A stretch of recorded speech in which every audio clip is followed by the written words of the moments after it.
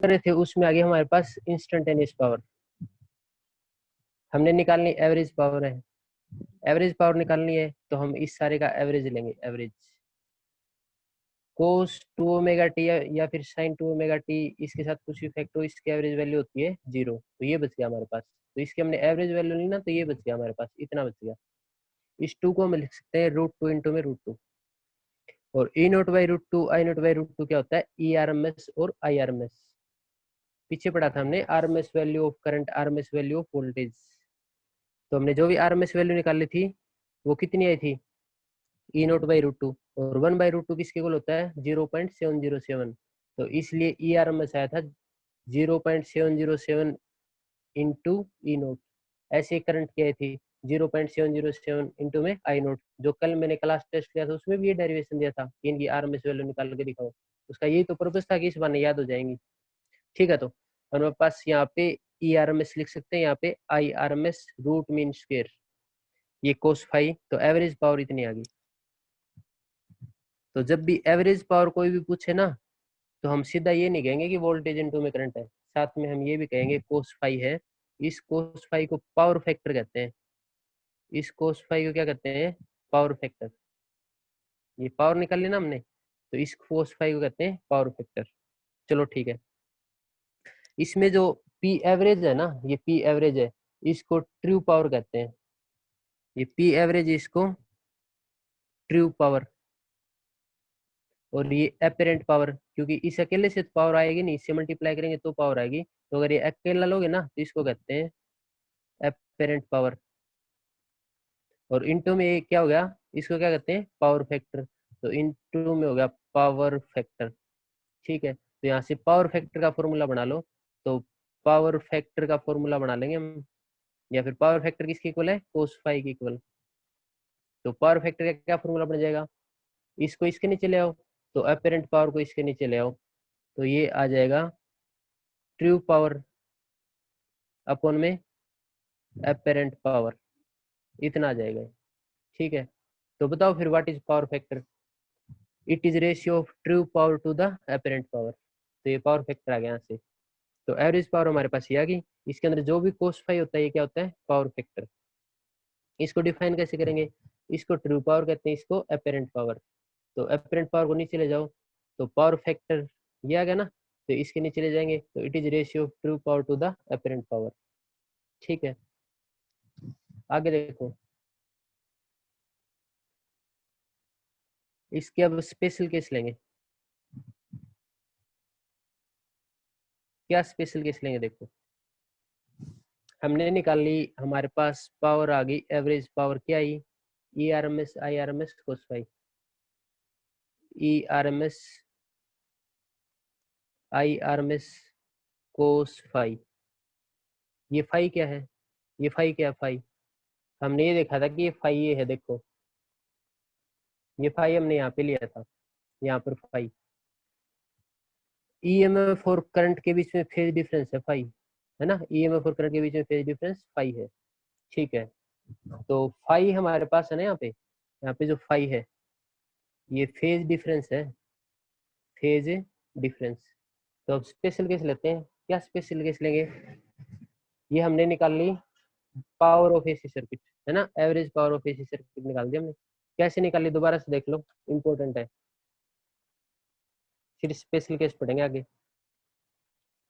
Power of AC circuit निकालने जा रहे हैं। एसी सर्किट में इंस्टेंटेनियस ईएमएफ होती है और इंस्टेंटेनियस करंट होता है, इसलिए इंस्टेंटेनियस पावर निकालेंगे हम, कि ईएमएफ और करंट का मल्टीप्लाई कर दो, दोनों इंस्टेंटेनियस है।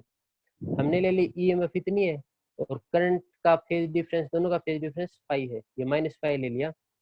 तो ई की वैल्यू ये पुट कर दी, आई की वैल्यू ये पुट कर दी यहाँ पे, है ना, और इन दोनों का हमने मल्टीप्लाई कर दिया। आई नोट यहाँ पे पहले लिख लो इसके साथ, ये एज इट इज, और इस पे साइन ए माइनस बी का फॉर्मूला लगा दिया, तो साइन ए कोस बी माइनस कोस ए साइन बी। इसकी इससे मल्टीप्लाई करो, इससे मल्टीप्लाई करो, अगर ऐसा हम करते हैं तो ये स्क्वायर हो गया, और इससे मल्टीप्लाई करते हैं तो ऐसा आ गया। इस इक्वेशन को मैंने 2 से मल्टीप्लाई किया, 2 से डिवाइड कर दिया, है ना इसको। ठीक है, साइन स्क्वायर ओमेगा टी को लिख सकते हैं 1 minus cos 2 omega T by 2, ये फॉर्मूला याद रखना पड़ेगा, ये एज इट इज। और यहाँ पे 2 से मल्टीप्लाई किया, 2 से डिवाइड किया, वो तो 2 यहीं पे है, और 2 से मल्टीप्लाई कर दिया ना तो 2 sin थीटा cos थीटा बन गया। तो 2 sin थीटा cos थीटा होता है sin 2 थीटा, तो थीटा कितना ओमेगा टी, तो sin 2 ओमेगा टी होगा। ये एज इट इज 2 इसमें भी नीचे और इसमें भी नीचे, 2 को बाहर निकाल लो, 2 को बाहर निकाल लिया, cos की इससे मल्टीप्लाई करो, इससे मल्टीप्लाई करो, 1 से करेंगे तो ये और इससे करेंगे तो ये था वो एज इट इज लिख लिया हमने। इनमें से माइनस कॉमन ले लिया है ना, तो माइनस कॉमन ले लेते हैं, यहाँ पे माइनस का आ गया, तो इन दोनों के बीच में माइनस कॉमन लेंगे तो यहाँ पे प्लस आ जाएगा, तो इतना लिख लिया हमने। और इसका भी एक फॉर्मूला होता है, ये कोस ए कोस बी साइन ए साइन बी है ना, तो कोस ए माइनस बी का फॉर्मूला होता है, तो इसकी जगह हमने कोस ए माइनस बी लिख दिया। तो ये सारा एज इट इज, इसकी जगह कोस ए माइनस बी लिख दिया। ठीक है, ये हमने निकाल दी इंस्टेंटेनियस पावर। हमने निकालनी तो एवरेज पावर है, और एवरेज पावर निकालनी थी, इसका एवरेज ले लो, तो इसका हमने एवरेज ले लिया, और इसकी एवरेज वैल्यू है ना cos 2 omega T minus five, इसकी एवरेज वैल्यू 0 होती है। यहाँ पे साइन होता है ना तो भी इसकी वैल्यू एवरेज 0 ही होती है, साइन और cos की। ये 5 बच गया क्योंकि इसमें टाइम का फैक्टर नहीं है, इसलिए इसकी वैल्यू 0 नहीं है। तो इतना बच गया हमारे पास एवरेज वैल्यू। इस 2 को हमने √2 लिख लिया, ये आई नोट बाई √2 आ गया, सॉरी ये ई नोट बाई √2 और ये आई नोट बाई √2, इसको ई आर एम एस लिख सकते हैं, आरएमएस वैल्यू ऑफ ईएमएफ। ये है आरएमएस वैल्यू ऑफ करंट, ये cos फाई, इस cos फाई को पावर फैक्टर कहते हैं, इसको ट्रू पावर कहते हैं, इसको अपरेंट पावर, और ये है पावर फैक्टर। तो पावर फैक्टर का फॉर्मूला बन गया, यहाँ से इसको इसके नीचे ले जाओ, तो पावर फैक्टर का फॉर्मूला बन गया, या फिर पावर फैक्टर cos फाई होता है ना, तो इसका फॉर्मूला बन गया true power by apparent power. तो इससे हम डेफिनेशन बना सकते हैं, it is ratio of true power to the apparent power. अब इसके स्पेशल केस पढ़ेंगे। हमारे पास पावर ये आ गई, इसमें cos फाई है पावर फैक्टर है, cos फाई है पावर फैक्टर है, और फाई है वो फेज डिफरेंस। अगर हम ये मान लें कि जिस सर्किट की हमने पावर निकालनी है ना, उस सर्किट में अगर ओनली रेजिस्टेंस है, तो हमने ये पढ़ा था अगर ओनली रेजिस्टेंस है ना तो फेज डिफरेंस 0 होता है, फेज डिफरेंस 0, और फेज डिफरेंस 0 होता है तो यहाँ पे पुट करो 0, यहाँ पे 0 पुट करेंगे तो cos फाई या फिर cos 0 1 होता है ना, यहाँ पे 0 पुट करेंगे cos 0 1 होता है, तो ये आंसर आ गया। तो एवरेज पावर कितनी आई, ई आर एम एस और आई आर एम एस, बस इतनी आ गई। अब cos फाई नहीं आएगा, तो जहाँ पे भी cos फाई ना लगा रखा हो ना, इसका मतलब सर्किट के अंदर ओनली रेजिस्टेंस है, क्योंकि ओनली रेजिस्टेंस है तो फाई की वैल्यू 0 और cos 0 1 होता है, इसलिए लिखने की जरूरत नहीं है।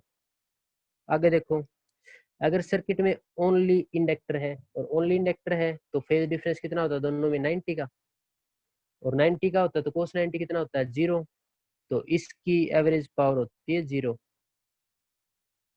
अगर सर्किट में ओनली इंडक्टर है तो कोई पावर कंज्यूम नहीं होगी, 0 पावर कंज्यूम होगी। अगर सर्किट में ओनली कैपेसिटर है तो फेज डिफरेंस 90 होता है, 90 होता है तो इसकी भी 0, तो इसकी भी 0 है ना, इसकी भी 0।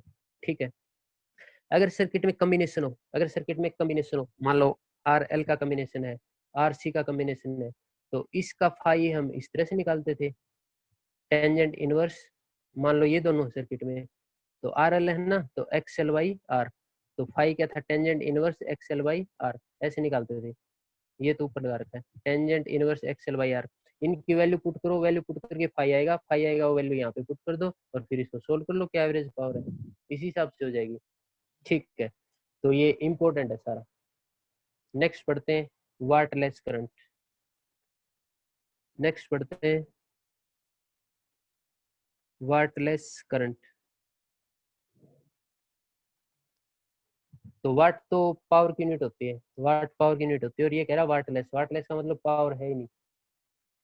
तो वाटलेस करंट क्या होता है, वाटलेस करंट वो करंट होता है, वाटलेस करंट वहां पे फ्लो करता है जहाँ पे एवरेज पावर कंज्यूम्ड है ना वो 0 होती है, जहाँ पे एवरेज पावर कंज्यूम्ड है वो 0 होती है। तो वाटलेस करंट क्या होता है कि current in the circuit is said to be wattless if average power consumed in the circuit is 0। इस सर्किट में अगर एवरेज पावर कंज्यूम्ड 0 है ना, तो पावर मतलब कंज्यूम ही नहीं हुई, तो वाटलेस होगा फिर। तो उसी करंट को क्या कहते हैं, वाटलेस करंट, अगर वहां पे पावर कंज्यूम्ड 0 है। बताओ फिर पावर कंज्यूम्ड 0 कहाँ पे आई, कहाँ पे आई, सर्किट में अगर ओनली इंडक्टर है और ओनली कैपेसिटर है तो पावर कंज्यूम्ड क्या आएगी 0। तो वाटलेस करंट कौन सी सर्किट में होता है, ऐसी एसी सर्किट में होता है जहाँ पे सर्किट में या तो एल लगा रखा है या फिर सी लगा रखा है। तो इंडक्टर और कैपेसिटर अगर सर्किट में लगा रखे हैं तो पावर कंज्यूम नहीं होगी, जीरो पावर कंज्यूम होगी, और यहाँ पे जो भी करंट फ्लो होगा ना, उस करंट को क्या कहेंगे, वाटलेस करंट। तो इम्पोर्टेंट है वाटलेस करंट। ठीक है, तो आज हम इतना ही पढ़ेंगे। तो आज हमने क्या क्या पढ़ा है, शार्पनेस ऑफ रेजोनेंस, दोबारा से बता देता हूँ सारा। आज हमने पढ़ा है sharpness of resonance. Sharpness of resonance का मतलब ये है कि करंट और एंगुलर फ्रीक्वेंसी के बीच में ग्राफ बनाएंगे ना, तो ग्राफ इस तरह का बनता है। तो ये करंट है ना, ये करंट, तो करंट को अगर और मैक्सिमम करना है ना, तो रेजिस्टेंस कम कर दो सर्किट का। तो रेजिस्टेंस हमने थोड़ा आई था ना, तो मीडियम कर दिया तो करंट ज्यादा होगा। रेजिस्टेंस को और भी कम कर दिया, और भी कम कर दिया, तो देखो करंट और भी ज्यादा होगा। तो यहाँ पे इसकी जो विड्थ थी ना, थोड़ी चौड़ी थी, यहाँ पे थोड़ी शार्प हो गई, और यहाँ पे जाके और भी शार्प हो गई, ये वाला ले लिया शार्प। तो शार्प कब बनी, जब सर्किट के अंदर रेजिस्टेंस कम हुआ। तो रेजिस्टेंस कम हुआ, इसका मतलब करंट ज्यादा हुआ, है ना। और मैक्सिमम करंट कौन सी फ्रीक्वेंसी पे आता है, रेजोनेंट फ्रीक्वेंसी पे। तो शार्पनेस ऑफ रेजोनेंस का मतलब ये है कि सर्किट में जब रेजिस्टेंस कम होगा ना, या फिर सर्किट में मैक्सिमम करंट कब फ्लो होगा, at resonance frequency. maximum current flow in the circuit at a resonance frequency, or we can say at resonance frequency or at low resistance resonance, या फिर peak of this curve will be sharp, कि इस curve की peak है ना, वो sharp होगी, किस पे होगी, रेजोनेंट फ्रीक्वेंसी पे और लो रेजिस्टेंस पे। तो ये था शार्पनेस ऑफ रेजोनेंस। नेक्स्ट है क्यू फैक्टर। क्यू फैक्टर हमने इस तरह से डेफिनेशन दी कि ये दो फ्रीक्वेंसी का रेशियो है। कौन सी फ्रीक्वेंसी, एक तो रेजोनेंट फ्रीक्वेंसी, और दूसरी फ्रीक्वेंसी कौन सी है, हमने दो फ्रीक्वेंसी का डिफरेंस ले रखा है। कौन सी दो फ्रीक्वेंसी है, इस रेजोनेंट फ्रीक्वेंसी के एक तो इस तरफ है और एक इस तरफ है। इन दोनों इन दोनों फ्रीक्वेंसी पे करंट देखो इतना है, तो यहाँ पे करंट ज्यादा था, तो ये करंट कितना होगा, कितना कम होगा, I naught by root two. तो क्यू फैक्टर क्या है, it is ratio of resonant frequency to the difference of frequency. और ये कौन सी फ्रीक्वेंसी का डिफरेंस है, ये उन फ्रीक्वेंसी का डिफरेंस है जिन फ्रीक्वेंसी पे करंट है वो I naught by root two होता है। It is difference of this those frequency at which current become I naught by root two. ये उन फ्रीक्वेंसी का डिफरेंस है जहाँ पे current I naught by root two बन जाता है। और करंट अगर कम हो जाता है तो रेजिस्टेंस और रूट टू टाइम ज्यादा हो जाएगा, है ना। करंट कम होता है, रेजिस्टेंस ज्यादा ही हुआ है। तो अब हम इसी का डेरिवेशन करते हैं क्यू फैक्टर का। क्यू फैक्टर का हमने डेरिवेशन ये किया है कि टोटल रेजिस्टेंस है ना, रूट टू टाइम हो जाएगा, है ना। टोटल रेजिस्टेंस एलसीआर सर्किट का ये होता है, ये रूट टू टाइम हो जाएगा। दोनों तरफ स्क्वायर करके इसको सोल्व कर लिया, इसको सोल्व कर लिया तो हमारे पास ये आया। इसका स्क्वायर हटाएंगे तो दो फॉर्मूले बनेंगे, प्लस का भी ले सकते हैं, माइनस का भी। तो अब इन दोनों इक्वेशन को एक में फ्रीक्वेंसी टू लिख दो, एक में वन लिख दो। अब इन दोनों इक्वेशन को एक बार तो ऐड करो, एक बार सब्ट्रैक्ट करो। इनको अगर हम एक बार ऐड करते हैं ना, तो इसको सोल्व करके हमारे पास ये आता है, दोनों फ्रीक्वेंसी का multiply one by L C. अगर इनको हम सब्ट्रैक्ट करते हैं ना, तो हमारे पास ये आता है कि दोनों फ्रीक्वेंसी का डिफरेंस है ना, आर बाई एल आता है। तो इसका यूज करके हम क्यू फैक्टर निकाल लेंगे। तो इसका यूज करके हमने निकाल लिया क्यू फैक्टर, क्योंकि क्यू फैक्टर था resonant frequency and difference between frequency. Difference between frequency हमने निकाला, आर बाई एल आया, और रेजोनेंट फ्रीक्वेंसी होती है one by root L C. अब इस सारे को सोल्व करेंगे ना, सोल्व करेंगे तो हमारे पास ये आ गया one by R under root L C. तो इसको इकट्ठा लिख दिया under root L C. Q factor काम क्या आता है, ये जो कर्व था ना, उसकी कितनी शार्पनेस है उसको मेजर करता है। Q factor measure sharpness of resonance. फिर हमने एसी सर्किट की पावर निकाल ली। एसी सर्किट के अंदर इंस्टेंटेनियस करंट और इंस्टेंटेनियस ईएमएफ फ्लो करते हैं, तो हमारे पास इंस्टेंटेनियस पावर आएगी। तो ये ईएमएफ और ये करंट है, दोनों का मल्टीप्लाई कर लो और सोल्व कर लो। हमने सोल्व किया ना, तो हमारे पास इंस्टेंटेनियस पावर इतनी आई। फिर हम निकालेंगे एवरेज पावर, तो इस सारे का एवरेज ले लो, तो इसका एवरेज लेंगे। इसकी एवरेज वैल्यू जीरो होती है, तो हमारे पास ये बच गया बस इतना, ये लिख लो। टू को रूट टू लिख दिया, इनको आरएमएस की फॉर्म में लिख दिया, तो ये आ गया हमारे पास एवरेज पावर। इसको पावर फैक्टर कहते हैं। पावर फैक्टर की डेफिनेशन पूछना चाहो तो इसको इधर ले जाओ। इसको ट्रू पावर कहते हैं, इसको अपेरेंट पावर। तो it is ratio of true power to the apparent power. फिर इसके हमने स्पेशल केस देख लिए कि हमने एवरेज पावर निकाली, वो ये है ना, ये कोस फाई है, फाई फेज डिफरेंस है। तो स्पेशल केस ये है, सर्किट के अंदर ओनली अगर रेजिस्टेंस है तो फेज डिफरेंस जीरो होता है, तो जीरो पुट करो। कोस जीरो वन होता है, तो ये आंसर आ गया। अगर इंडक्टर या कैपेसिटर है तो फेज डिफरेंस 90 का होता है। इंडक्टर या कैपेसिटर है तो फेज डिफरेंस 90 का, और 90 अगर यहाँ पे पुट कर देंगे तो कोस 90 जीरो होता है। तो सारा जीरो हो गया, तो एवरेज पावर दोनों केस में जीरो। अगर सर्किट में कोई और भी कंपोनेंट है तो उनका फेज डिफरेंस निकाल लो और यहाँ पे पुट करो, उसी हिसाब से पावर आ जाएगी। फिर हमने पढ़ा वाटलेस करंट। वाटलेस, वाट तो पावर की यूनिट होती है, इसका मतलब यहाँ पे पावर कंज्यूम नहीं होती। वाटलेस का मतलब पावर कंज्यूम नहीं होती। पावर कंज्यूम कहाँ पे नहीं होती, देखो यहाँ पे नहीं होती पावर कंज्यूम, जब सर्किट में इंडक्टर है, यहाँ पर भी नहीं हो रही जब सर्किट में कैपेसिटर है, क्योंकि इन दोनों केस में पाई की वैल्यू 90 होती है और कोस 90 जीरो होता है, तो जीरो आएगा। तो what is wattless current? Current in the AC circuit is said to be wattless if it consume zero power. कि अगर इस सर्किट में जीरो पावर कंज्यूम हो रही है तो यहाँ पे जो भी करंट फ्लो रहा ना उसको वाटलेस करंट कहते हैं। ठीक है, इतना सारा फिर नोटबुक में नोट करोगे और याद करो।